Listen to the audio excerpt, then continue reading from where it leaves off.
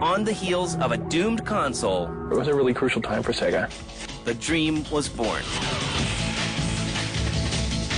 And they really wanted to get back into the race, so they put out the Dreamcast. It survived an executive shakeup. So we had partying other ways, and I left the company. And saved a company. Retailers started calling us in week 2 and 3 saying, we're out of stock, we're out of stock, we have to have more hardware, people are banging down our doors. But the dream was short-lived. And then it just stopped. I mean, it was just silent. Dreamcasts sat on store shelves. This is the story of the Sega Dreamcast. Here is a system that was ahead of its time.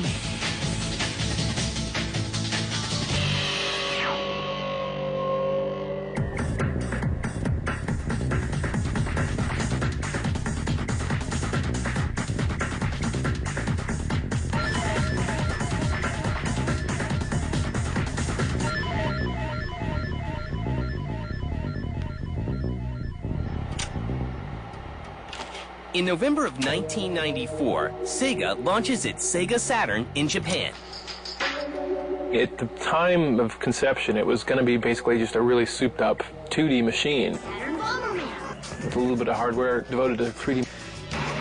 And once PlayStation announced their specs and it was going to be this full 3D machine, I think they went in and kind of retooled it in a hurry, and it probably wasn't as efficient or as powerful as it probably should have been. So you made it this far, huh? It actually went quite well in Japan, and Saturn had a long lifespan in Japan. Thanks to strong arcade ports like Sega's Virtua Fighter series, the Saturn sells 5.8 million units in 3 years. In Japan, Virtua Fighter is a phenomenon beyond anything we could even compare it to in the United States. I mean, nothing compares to how big it is there. And the idea of bringing that home and being able to play was a very bold, intelligent move on their part. In Japan at this point, the arcades were still hot. Arcades have been dead for 10 years here in America, but in Japan, having an arcade hit meant something. So Saturn had an arcade hit. The Saturn does not catch on outside of Japan and is quickly eclipsed by Sony's PlayStation. The Saturn launched before PlayStation, I believe in the summer of 1995, which was the wrong time to launch. Also at a very expensive price point. I believe it launched at $399 versus $299 and did not have very good games. Were not that fun to play. And as we all know, if you want to play a game, you want to have fun. They were looking to be like this kind of hardcore gamers machine with these ports of the arcade games, where the Sony came in with a completely different approach. You know, they wanted this to be a games machine for everybody, and they kind of really shifted the perception of everybody, of the consumers, towards what a game machine is. I think for the people who purchased Saturn, they were quite satisfied with the games that they got. There were some wonderful gameplay experiences available on the Saturn that weren't available elsewhere, so it was a purchase that ended up being of value to consumers. If people were purchasing Saturn because they felt like they could get 10 years worth of gameplay out of it with sufficient gameplay innovation over that period of time, I would say those people were probably disappointed. The Sega Saturn was very successful with the hardcore gamer crowd, and with the broader range of crowd, it wasn't quite as popular, but it was still a major name. Sega was in a really, really tough position in that they had extended themselves, they had overextended themselves. There was a time prior to Dreamcast, just prior to Dreamcast really, as Saturn was coming out, where Sega had the Saturn. In parts of the world, they were still selling the Master System. They had Pico, they had 32X, they had Genesis, they had Game Gear, they had Nomad. So that's 7 systems concurrently. They had really gotten themselves into a rut. They had completely botched the Saturn launch in North America. I believe if we look at Saturn, it was a system that shouldn't have been launched. It was too difficult to develop for, therefore the games were not fun and the games weren't there. This is not about hardware. This is about software. Software has always driven hardware. If you don't have the software, the hardware will fail. Saturn's failure causes Sega to lose $267.9 million and lay off 30% of its workforce. There was all of a sudden a couple of years where they didn't have any kind of a console at all. And since Sega was very much a hardware-specific company, that was a very big problem. Sega's solution is to begin work on a brand new console, and this time, the Japanese gaming giant is determined to learn from its past mistakes. Well, we really had to reestablish ourselves as a company with all the retailers and gain the consumer confidence back because of the failures that Sega had. Sega hopes to win back the consumer confidence it had lost and prepares a surprise announcement for E3 in 1998. Then they had a few closed-door meetings. You had to sign your life away on this NDA. You, at pain of death, you could not tell people what you saw for months. By the second or third day of the show, I had forgotten all about those little NDA thingies, those non-disclosure agreements that I had signed. I needed to write something for MSNBC about what I had seen at the show, and so I wrote all about this great demonstration I had of Dreamcast behind closed doors. And then I woke up at 6 in the morning and realized what I had done and called MSNBC and said, "No, turn it off, turn it off, turn it off, please." And they took it off, and of course Sega was furious. They were livid. The happy ending to the story was that my ratings on that particular article were so bad that Sega no longer cared. But granted, it only ran for 3 hours. Codenamed the Katana. This new system would later be known as the Dreamcast. I was completely excited at the prospect of a next-generation platform from Sega because it was clear that we had struggled with Saturn. The Sega Saturn was a miserable failure for Sega, and they really wanted to get back into the race. So they put out the Dreamcast way before any of these next-generation systems came out. But would gamers trust Sega after all of their past failures? Definitely what Sega was trying to incorporate into the Dreamcast, what they learned from the Saturn, was a broader audience. They were trying to make it a gamer machine for everybody. I mean, they were really trying to shift gears there. It was a really crucial time for Sega. But it was also clear that the company had every intent of rejoining the battle, and we were all ready to rejoin the battle.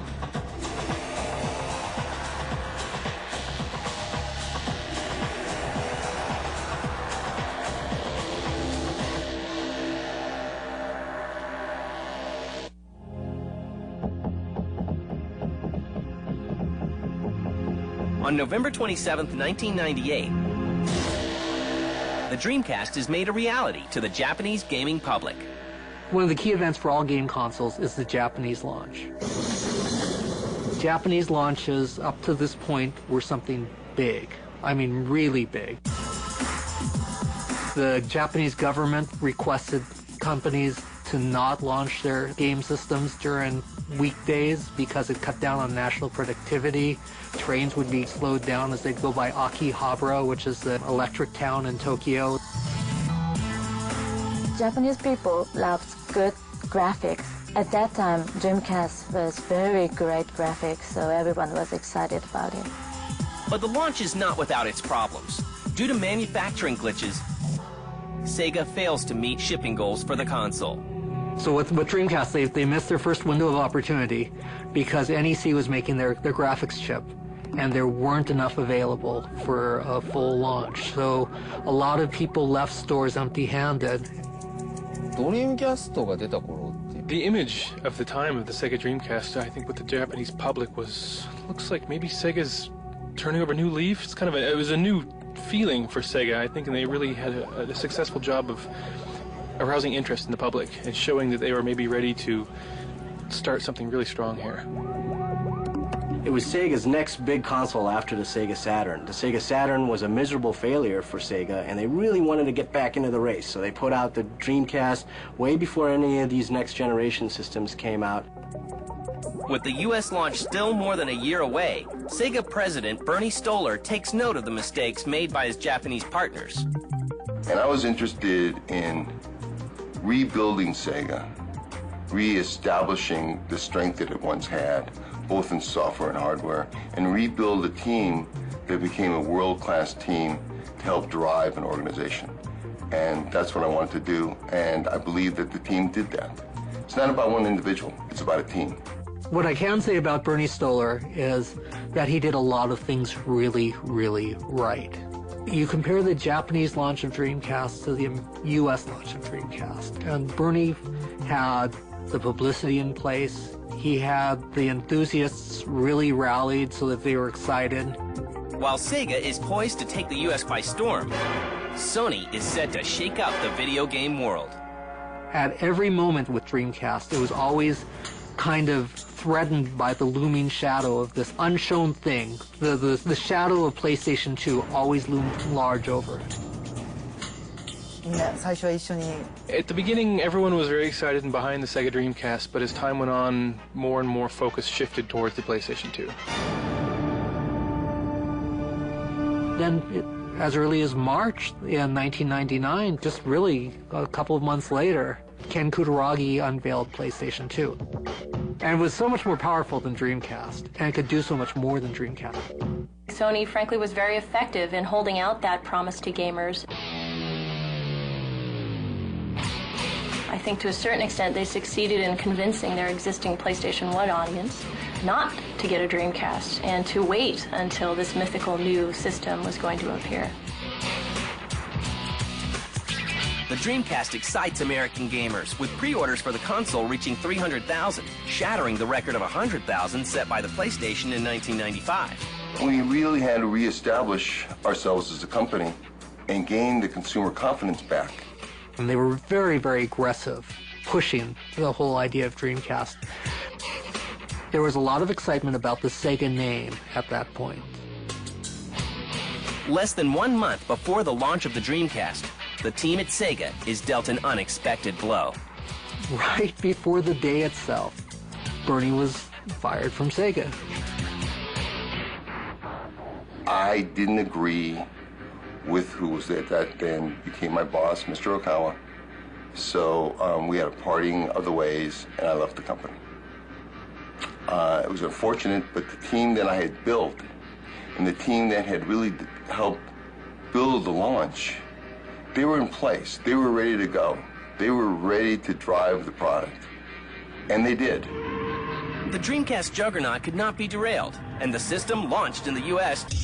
on September 9th, 1999 for $199. I think what made the Dreamcast so great are really the games. Right from launch, it had a couple really great games. It had the Soul Calibur. Sonic Adventure was really popular. It had great football games with Sega's NFL 2K series. Here's the snap. Barr passing for the score. And he's in for the score. One of the other things that made the Dreamcast so great is the online feature. Out of the box, this came with a modem, this system. Immediately, you could be getting on and playing against other people across the country, and that was a real novelty back then. Just 4 days after the U.S. launch, Sega reports selling 372,000 Dreamcasts and bringing in over $132 million. The launch was successful. Sega was successful. And it regained the confidence of both the retail community and the consumer. We knew the Dreamcast was a tremendously successful launch when retailers started calling us in week 2 and 3 saying, we're out of stock, we're out of stock, we have to have more hardware, we have to have hardware, people are banging down our doors. Sega tried to do all the things that they had done wrong with Saturn, right with Dreamcast. Saturn was very miserable to program. Dreamcast was a snap to program. Saturn had a very old-fashioned controller. It was really just a Genesis controller, still at the kidney bean shape. Dreamcast had a newfangled controller. They really looked and tried to do everything different. And that side of things was really good. But would it be good enough to hold off the PlayStation 2?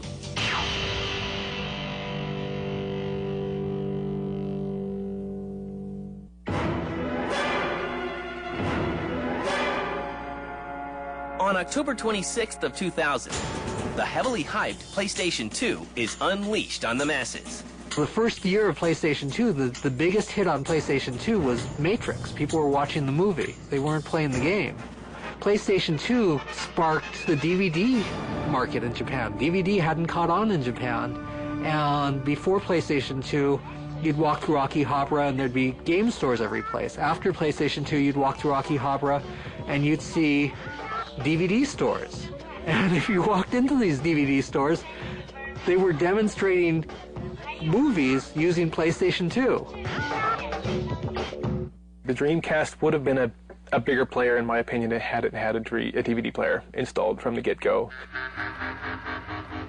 Sega looked over its shoulder and they realized they had lost Japan. There was no resurrecting Japan. They might have been able to hold Japan if they'd had a DVD player in there. Because, you know, in the early days for PlayStation 2, PlayStation 2 was the cheapest DVD player in Japan. And if they had had that distinction, they might have been able to hold on. PlayStation 2 sales hit $165 million in its first 3 days. And the Dreamcast suffers.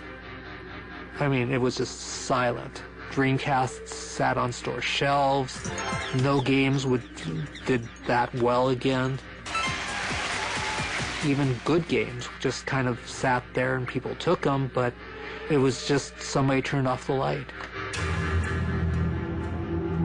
It was a big hit with gamers, but unfortunately it wasn't really, you know, commercially viable. It came in at a sort of awkward time and right before the release of the PlayStation 2. So unfortunately it didn't sort of build the fan base that it could have. Sega, you've got to understand, is hemorrhaging money as a company. They realized that if they could sell 4 to 5 million units worldwide, that they could still have a profitable market. They could last a little longer. Sega catches a break in December of 2000 when Sony can only ship half as many PS2s as it planned for the holiday season. We had a crew of people who were very into being the underdog. I'll allow you to die like a warrior.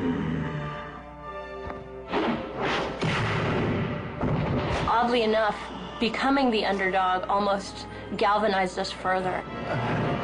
Really brought us together as a team because we knew exactly what we had to do. And they thought, you know, we drop our price, we come out aggressive with all kinds of things, including you could have a free Dreamcast. And it wasn't enough. They pushed. And at the end of Christmas, they hadn't made headway. What are you saying? Rumors started coming out that Sega was no longer manufacturing Dreamcast. No! And I remember interviewing Charlie Belfield. I said, the rumor is that you're going to discontinue. And he said, no, that's not true. And I said, are you manufacturing them now? And he said, no. And I said, how much inventory do you have? And it turned out that there was more inventory in the channel and in their warehouses than there was sold. And I said, okay, that doesn't look good. Charlie, when will you start manufacturing again? And that was when Charlie said, you know, we have no plan to start manufacturing again. And that was the first time Sega came out and officially announced that, yeah, we've discontinued. It was a real crush to the egos of everybody. I mean, I remember I was in the meeting where we were told that the Dreamcast was not going to continue, and everyone just was silent. Everyone was just speechless. You know, no one said a thing. It was just very heavy, very oppressive. I don't know that Sega could have done anything differently to really save the Dreamcast. The biggest nail in their coffin was Sony really pushing the PlayStation 2. To the delight of gamers around the world, Sega announces that they are going to create games for all consoles.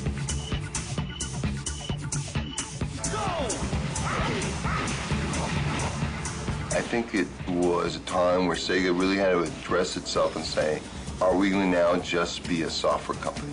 And if we are going to be a software company, is the team that we have here going to be one of the best organizations to build great software? Because that's going to have to be our focus. Come on, let's begin. And that's going to have to be our drive. And that's how we're going to be able to survive. Go!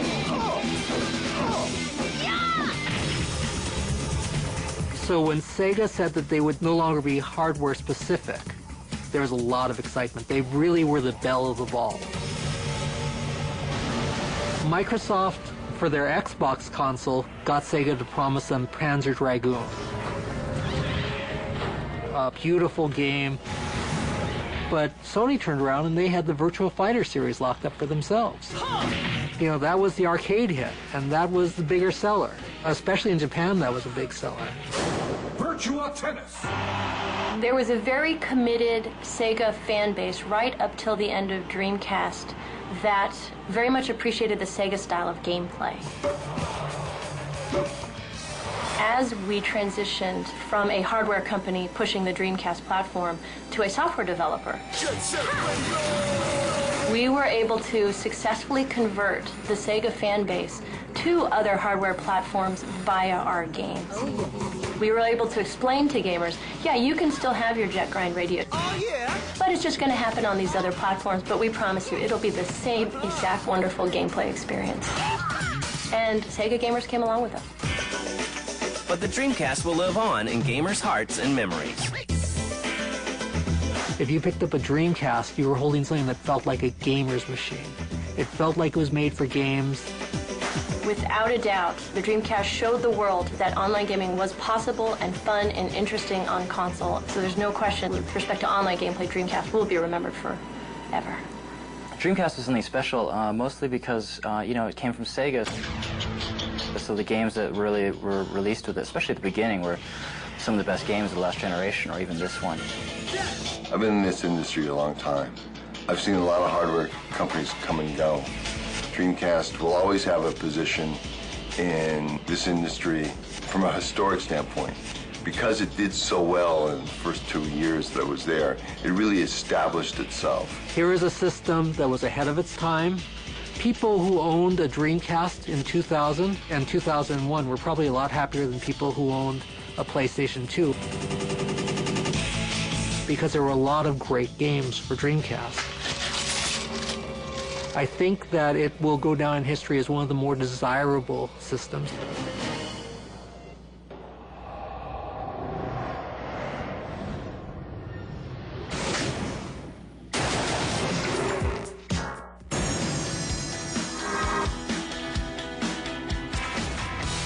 Hi, I'm Tommy. I'm Florian. And I'm Andy. And I'm James. And we're in Palo Alto. So we're going to do a little gaming. It's like they want the TV shows on. Hi, I'm the champion. The hottest new bands playing the hottest new titles.